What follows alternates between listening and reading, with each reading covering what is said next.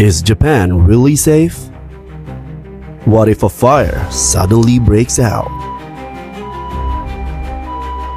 What if a powerful earthquake strikes without warning? What if tsunami comes rushing toward your area? Or what if a zombie apocalypse happens? Well, let's hope that never happens.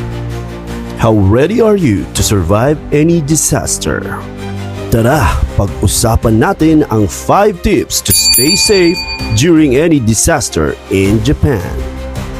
Ang Japan ay tinuturing na isa sa mga pinakaligtas na bansa sa mundo. Ngunit pagdating sa mga natural na kalamidad, isa rin ito sa mga bansang pinakamadalas makaranas ng sakuna. Taon-taon, libo-libong insidente ng sunog ang naitatala sa iba't ibang bahagi ng Japan. Matatagpuan ang Japan sa Pacific Ring of Fire, kung saan nagtatagpo ang ilang tectonic plates, kaya naman madalas itong nakakaranas ng lindol.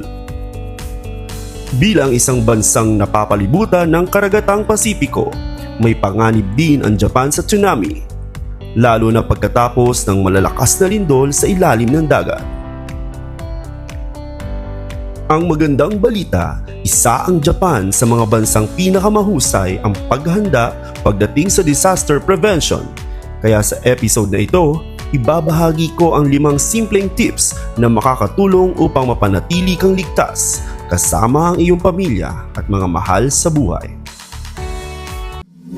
Hi everyone and welcome back to our YouTube channel. And today, pag-usapan natin ang 5 tips paano tayo mas magiging safe dito sa Japan sa oras ng kalamidad. Handa ka na ba? Simulan na natin sa number 1. Napaka-importante na alamin mo kung saan ang map at evacuation area kung saan ka nakatira. Dahil dito sa Japan, lahat ng cities ay merong mga evacuation map at area or guide kung paano ka makakarating dito sa oras ng calamity. Hindi lang ang map ang dapat mong alamin. Dapat alam mo din ang mga hotlines na pwede mong tawagan sa oras na may sunog at any emergency cases. Sobrang guilty ko dito kasi ngayon ko lang nakita at nalaman kung saan ang aming map and evacuation area dito sa lugar namin. Kadalasan nakalagay ito malapit sa mga bus stop kasi ang purpose nila habang nag-iintay ka ng bus ay magkaroon ka ng time to check our map or evacuation area kung saan ito located. Number 2. Prepare your emergency kit or bag.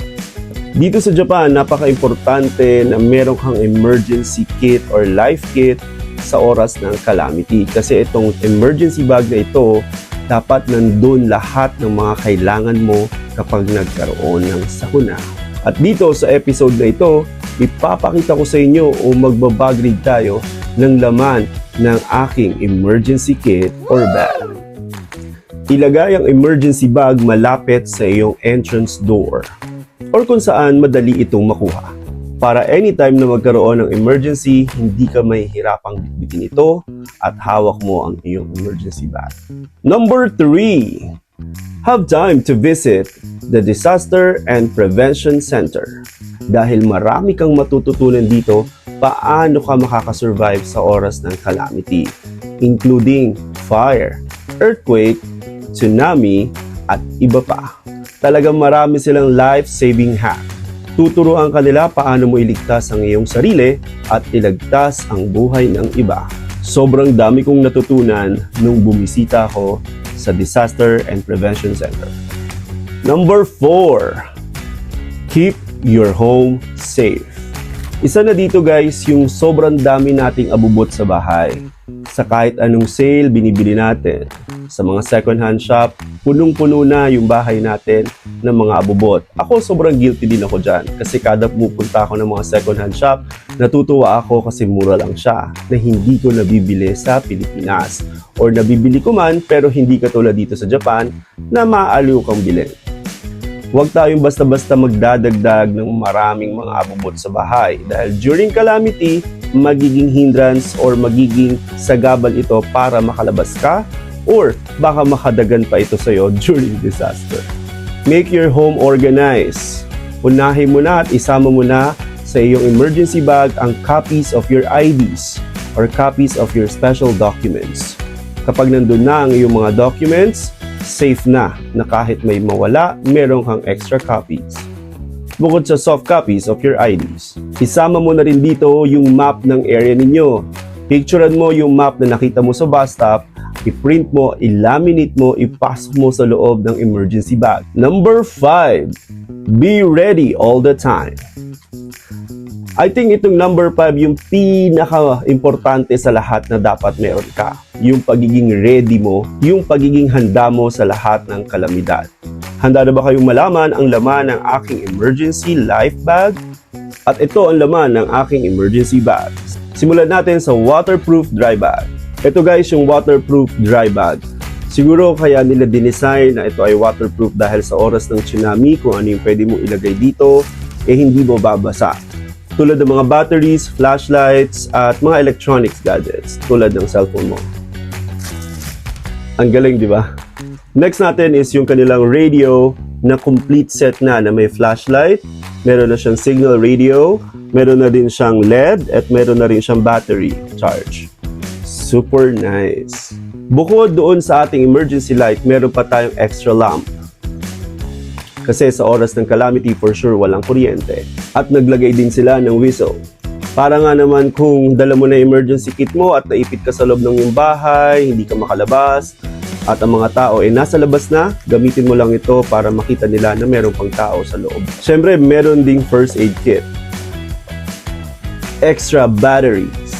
Meron silang active tool. Meron ding pouch container.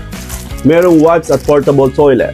Kung hindi mo nadala yung toothpaste at toothbrush mo, meron ding panglinis ng ngipin. Siyempre, hindi natin alam kung kailan darating ang disaster, kaya meron din silang thermal blanket. Meron ding inflatable pillows. At merong emergency warmer. May extra towel. May body cleansing water. May emergency apron. Marami siyang bulsa para pwede mo ilagay doon yung mga dapat mong ilagay kapag nandun ka na sa evacuation area. This is my favorite. Na-amaze talaga ako dito sa mga items na ito. Meron ang Japan ng 7-year preservable Japanese rice. Wow! Siyempre, kung merong rice, meron ding tinapay. Na kapag binuksan mo to, mas lalaki pa. Not just 1, but 2. At meron ding 7-year preservation water. At pangmalakasang power bank. Meron ng Japan na booklet kung paano ka mas magiging safe. Nandito lahat ng guide at makikita mo kung ano-ano yung dapat mong gawin. So there guys, kaya kung ako ang tatanungin kung safe pa din ba magtrabaho at tumira dito sa Japan, yes na yes dahil meron silang disaster and prevention planning at higit sa lahat ay pinapractice nila ito mula pa nung nag-aaral pa sila at hanggang sa may trabaho na sila. Kaya bilang isang guro dito sa Japan, pinapractice namin ang safety all the time at higit sa lahat, we take it seriously. And I hope marami kayong natutunan dito sa episode na ito at sana ay patuloy po kayong manood ng ating vlog. Thank you for watching our video and subscribing here sa ating channel. See you again next time. Bye!